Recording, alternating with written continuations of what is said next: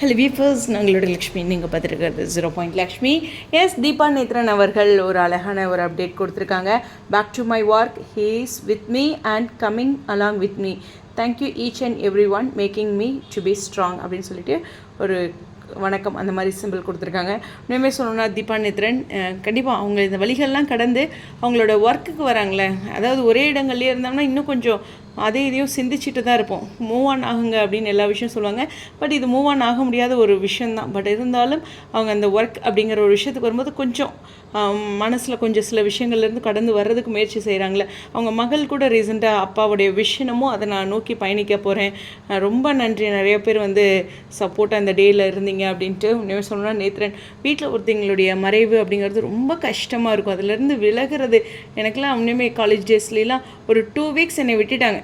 College பெஞ்சிலேயே class நடக்கும், நான் படுத்துருவேன், ஒரு மாதிரி டவுனாகவே இருப்பேன். அப்போல்லாம் எனக்கு எவ்வளோ சப்போர்ட்டிவாக இருந்திருக்காங்கன்னு இப்போ புரியுது. இந்த மாதிரியான விஷயங்கள் கடந்து வரும்போது அது மாதிரி அவங்களுக்குலாம் ஒரு ஸ்பேஸ் கொடுக்குறாங்க. பொதுவாக இந்த மாதிரியான ஒரு தருணங்களை நம்ம ஒருத்தருக்கு சப்போர்ட்டிவாக இருந்தால் போதும். திரும்ப திரும்ப அவங்கள பார்த்துக்கிட்டே இருந்தாவே அவங்க நம்மளை கவனிச்சிட்டே இருக்காங்கன்னு இருக்கும்.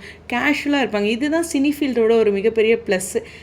எல்லாருமே வந்து இப்போ ஒன்றும் இல்லை, ஒரு லேடிஸ் வந்து ப்ரெக்னெண்ட்டாக இருக்காங்கன்னா கூட அவங்களுக்கு செம்ம சப்போர்ட்டிவாக இருப்பாங்க. சேனல் சைட்லாம் அவங்களுக்கு அந்த சீரியல்லேருந்து ட்ராப் பண்ணாமல் எவ்வளோ அவங்களுக்கு சப்போர்ட் கொடுக்க முடியுமோ கொடுப்பாங்க.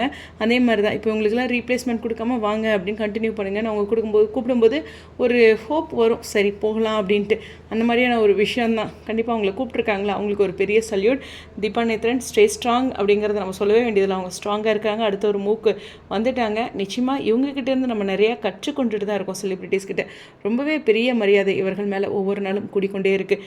But really miss you Nethran sir. உங்களுடைய கருத்துக்கள்.